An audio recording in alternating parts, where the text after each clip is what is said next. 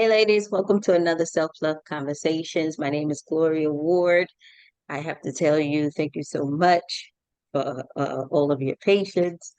We've been experiencing a little bit of weather issues here in Atlanta, but I'm so glad that you guys have decided to join us and that our wonderful guest is here. And I am so excited to have this conversation.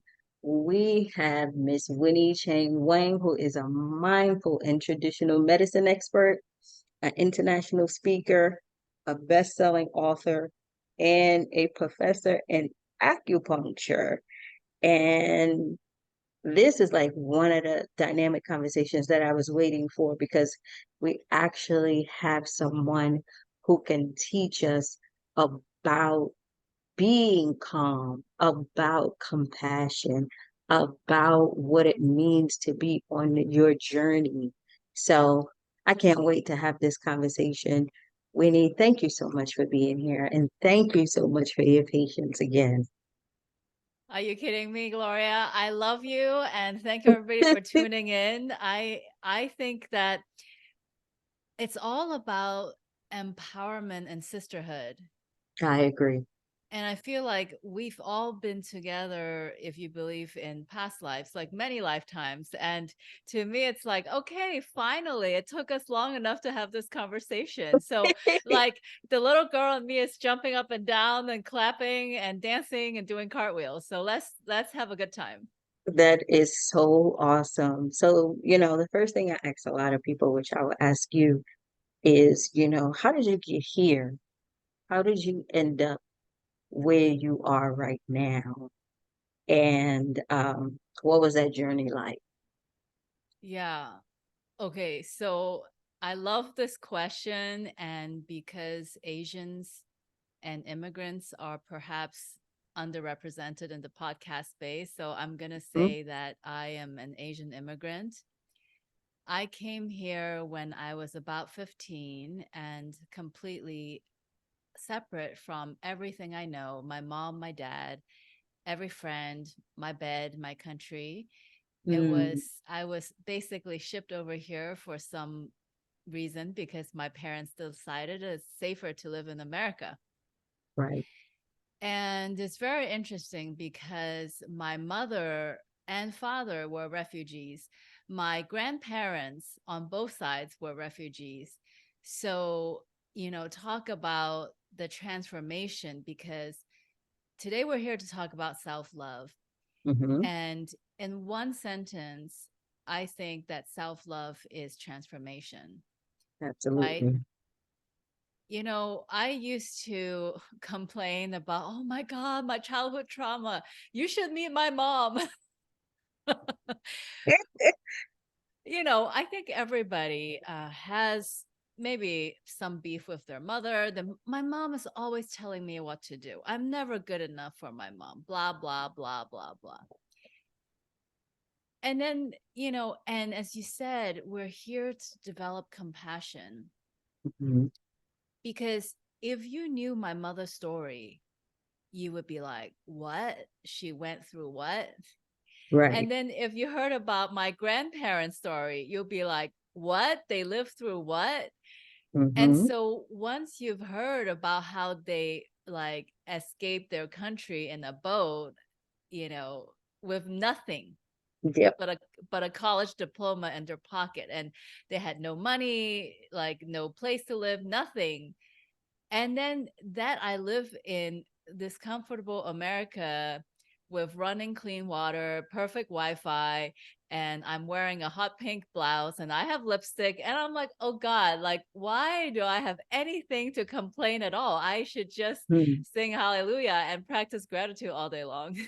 exactly. And what's so funny because we think about it, and I tell a lot of the women who listen to this podcast, the trauma that we experienced in our lives, we understand that it was something that wasn't a good thing, but your parents and whoever raised you was doing the best they could at that moment.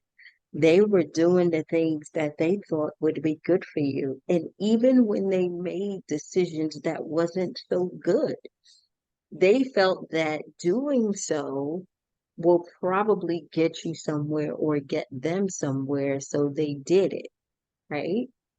And so, I tell them you got to be able to give your family and those people who you believe gave you some kind of trauma the grace in because you don't know what was going on. Just like you said with your parents, you would definitely be sitting there like, you know what? Absolutely not. I will not be able to get on someone's boat, right?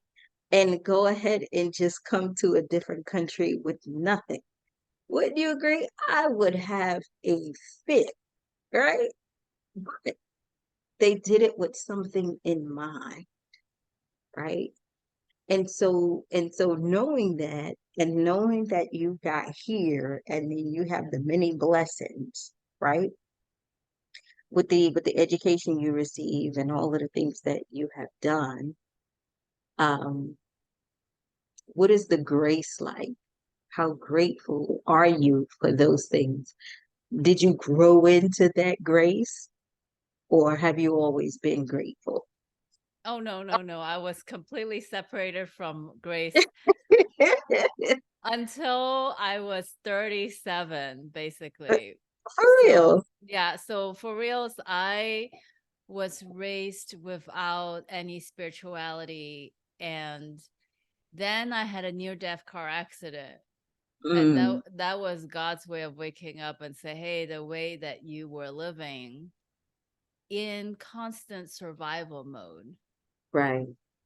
it's like I get to rest in God. I don't have to carry all the burdens on me anymore. And I Mm, think self love is letting someone carry you, like yeah. receiving this tremendous grace, mercy, nourishment that is available to us. Hmm. How do you, so when we're talking about self-love, the biggest thing people would say, because now it's becoming a buzzword, right? Oh, you got to love yourself more. You got to have self-love. You got to have all this stuff, right? When you look at self-love, what does it really mean to you? And how can you, when you are talking to the women or your clients, how do you explain what self-love is without all of the fluff? Yes. Self love is unconditional. Mm, That means if I look great today, I love myself. And then if I'm having a bad hair day or I like my stomach is sticking out, I still love myself the same. That yep. means if I nailed this podcast, I love myself. And if I say a million I'm gonna love myself just the same. It's about unconditional love that I stop judging myself. Hmm. You know, Self love is loving myself the way that God loves me, which is without condition. Mm, mm. I would say like self-love is like being your friend, being the best friend, being your friend that you will be to someone else. Because the friends that you have, you give them the opportunity to mess up, and then it's okay. You give them the encouragement, right? You tell them that they can do anything. You tell them how great they are, how amazing they are. When it's special occasions, their birthday, their marriage, all of them, you are front and center to express all this love. The thing that you do is you take that all in and you put it for yourself, right? And like you said, you talk about how great you are and how amazing you are. And I heard you say, it was a journey for you, and it had to be at that moment where you basically had to hit rock bottom for that. When you came out of that, how did you react to others? Because sometimes our environment we don't know what we're in until we have that moment and we come out and we're looking around and we like, what the hell am I doing here?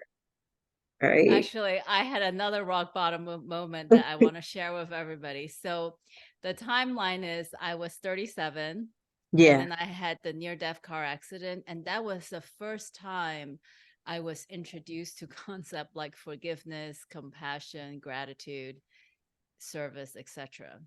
Hmm. When I first learned those things, my ego felt so good about learning those things that I started judging everybody. Oh, Mm. you don't forgive. Okay, like you don't practice gratitude. And Mhm. so I actually became very judgmental of a lot of people, which led to my divorce. Uh-huh. Uh-huh. Exactly. So, and it was really funny because I had been a healer, love and light, love and light, love and light for a couple years. And then when I got the divorce, it was like, bam, it was like a wake up call. Like, okay, Winnie, you say you're so full of love and light, but look at the report card. Look at the Exactly. report card. What does it say about you? Hmm. And so my ego was crushed. And I really started this journey of doing a lot of shadow work. And I eventually wrote a book about it because, and this is how I really came into my purpose.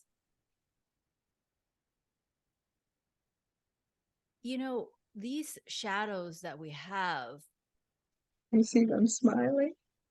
we get to acknowledge that my anger is just as human as your anger, and my fears are just as human as your fears. My worthlessness, my shame, my manipulation, my self-centeredness, that drama seeking queen that's inside, right? Like we all have the same shadows. And so what happened, I spent this time, and it was really funny how life happens, because at first I was having this empowering victim conversation. Yeah, I was with this guy for 19 years, and then he decided he didn't want to do the work to be married with me, and I felt like, ugh, I'm nobody. I can just be discarded. If he doesn't even want me, why do I want me? And it really led to a lot of breakdowns, Hmm. but breakdowns are followed by breakthroughs. Exactly. And so what I realized is, there are a lot of people walking around with good vibes only. And I used to be one of those people before my divorce, right? Love and light, forgiveness, compassion, gratitude. I could just roll off my tongue. Hmm. But until that moment when I actually did the shadow work and systematically looked at all my deepest, darkest shadow, now finally I truly became a safe, non judgmental, compassionate space. Because whatever you tell me, I'm going to say, I understand. I have true compassion because I've done the work and I know what it's like to not show up, to drop the ball. I love you, Winnie, because I can tell you right now that is what I'm doing, shadow work, because um, I am in the middle of this transformation and some things I want to know. Why do I behave the way I behave, right? Why do I do the things that I do?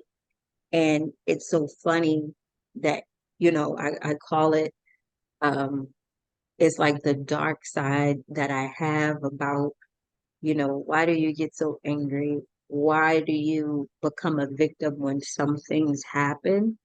And I can tell you just today, I understand that the work that I'm doing is working because there's a person um, after this podcast, we were supposed to go out and, like do stuff and like have a meeting. And I knew about it for like a week. And then today they canceled, but they gave an excuse that I know it's not true, right? Like I know it's not true. And usually I would get upset. And usually I would act in a certain way and prove that they're lying for my own benefit. But you know what I did? I said, get well. Let me know when let me know when you get better. Let me know when things are okay and we can try. And I guarantee you, like 30 minutes after, I said, is this shadow thing really working? Because did I just say that? Right? Did I just say that? But you get to see that you're no longer a victim, right? Like you look at people in a different way, right? Now, when you are with your clients, I want you to tell us, exactly what you do and the kind of work that you do. Do you get them to connect to that part and find that compassion? Like, how do you get a person to see? Because that's really a hard thing to face when you are doing shadow work. I mean, it really brings out a lot of emotions. That's a great question. So the framework that I do it is to bring the soul, mind, and body into alignment. So Wow. my training is in um, medicine. Hmm. So usually people show up and they have some symptom. They come to me. For example, one time this lady found me on Yelp and she said, "Can acupuncture recover my eyesight?" And I said, "Girl, I don't know if acupuncture is going to recover your eyesight, but if you are willing to Yep, receive the totality of my magic, I'll give my best and see what we got." exactly. And so I said, okay, in traditional Chinese medicine, we say that anger affects the liver and liver opens in the eyes.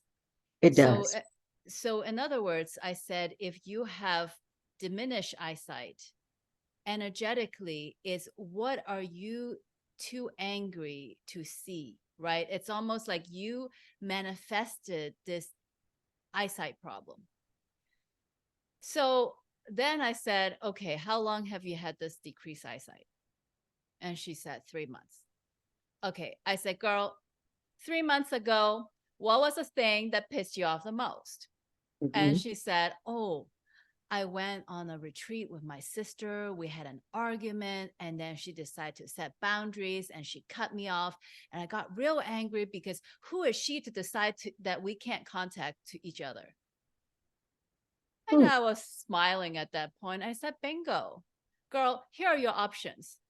A, you're going to continue to have diminished eyesight, and you can be right about your sister not having a right to set boundaries with you. Right. Or B, you can forgive your sister.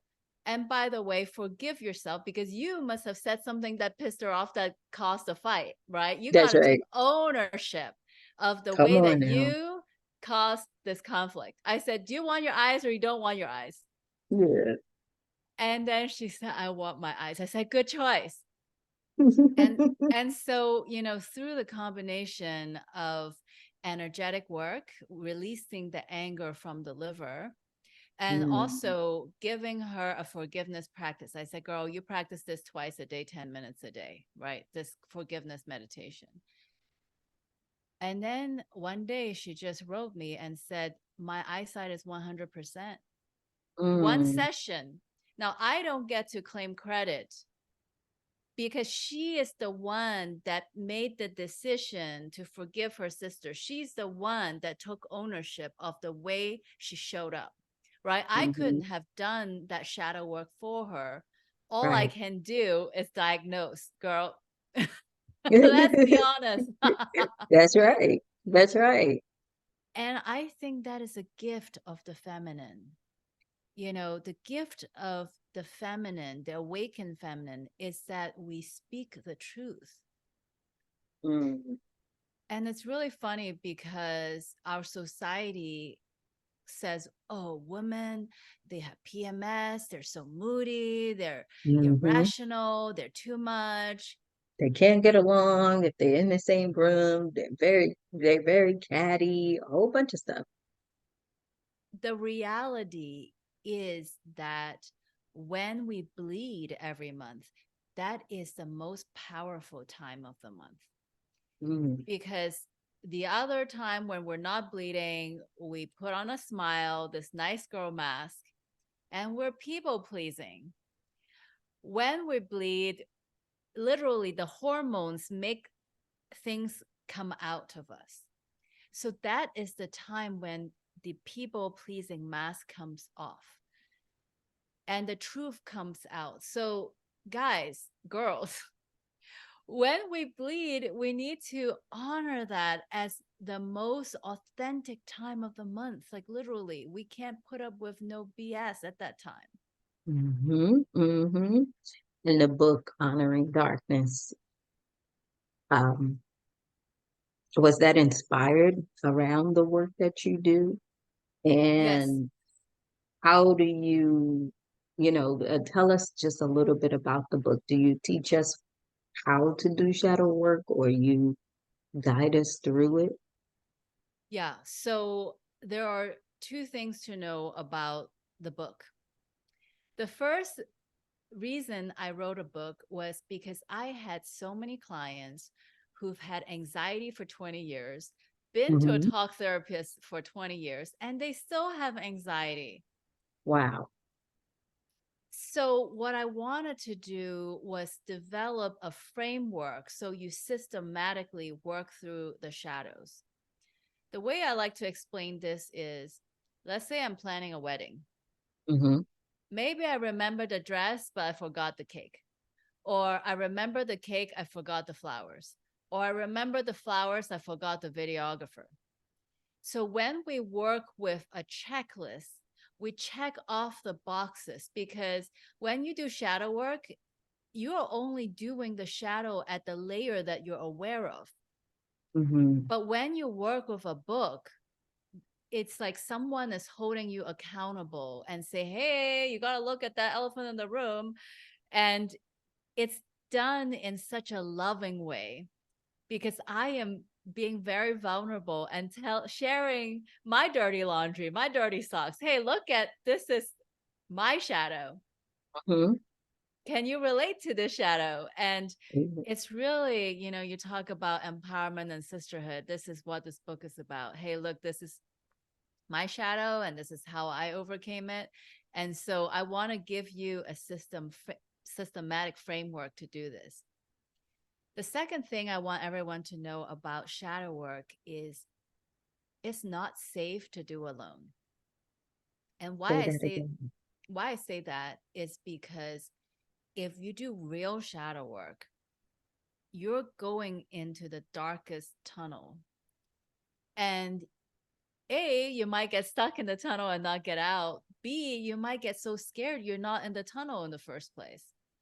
So the benefit of doing shadow work with someone else, either in a private session with a talk therapist or in a community, right? Imagine like a group of 20 people come together and do these chapters. There's top 10, okay? Top 10 Hmm. shadows.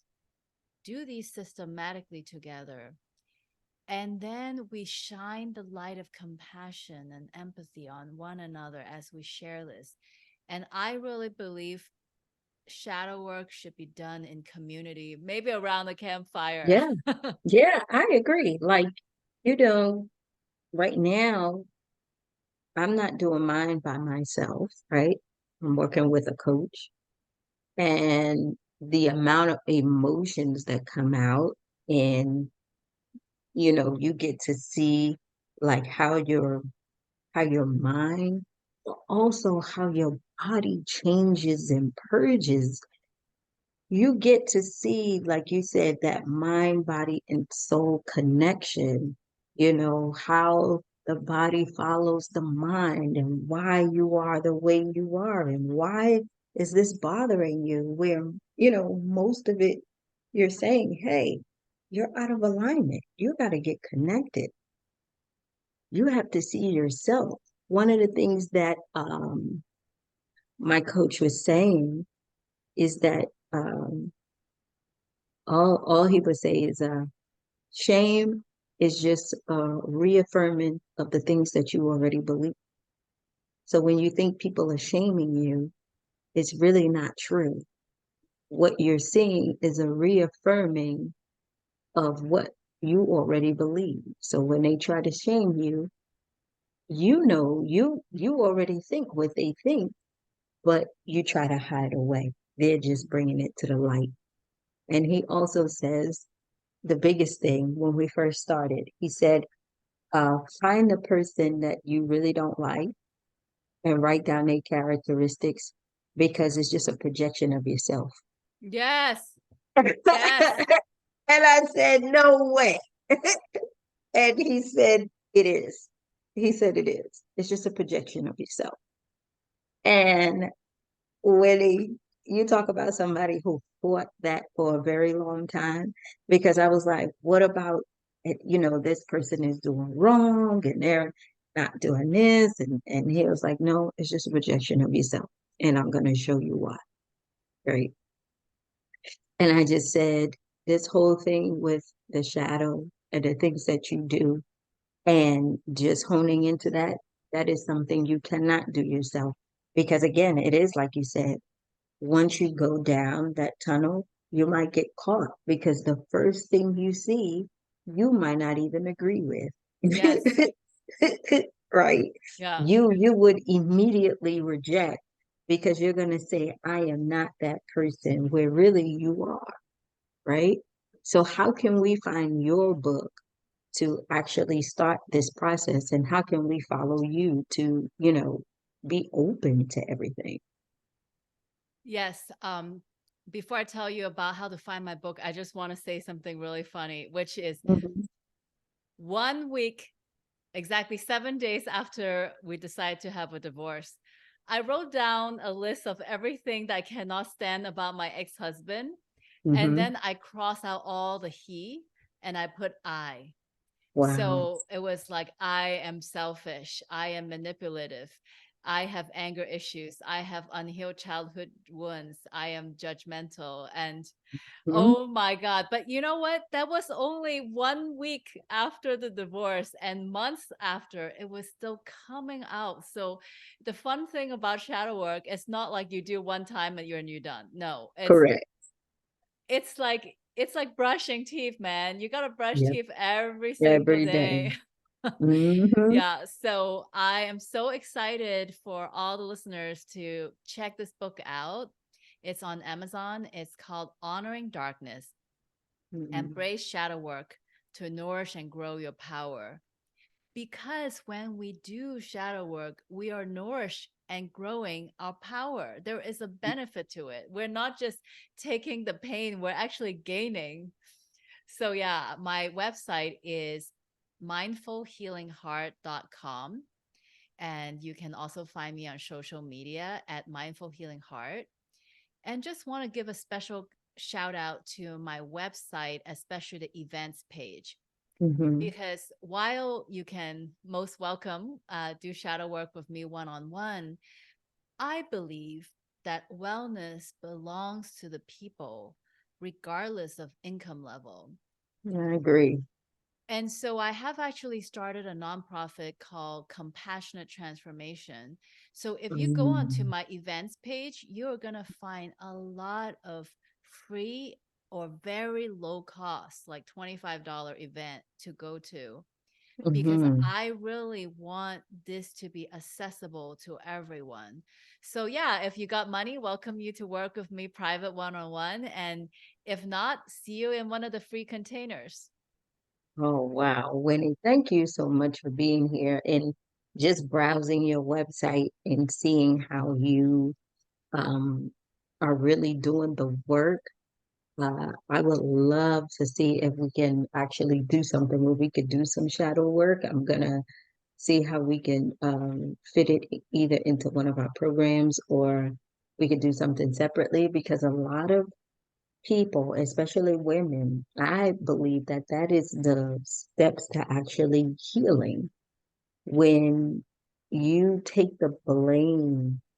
You know, it's like when you have no one to blame, that's when you have peace, I would right? absolutely love to collaborate with you. This sounds like a really fantastic, fun idea.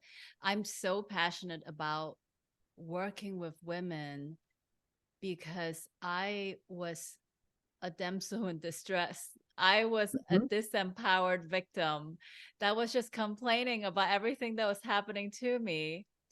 And as I do this work, I look different. I'm getting younger Mhm. and I'm more having more fun than I ever had.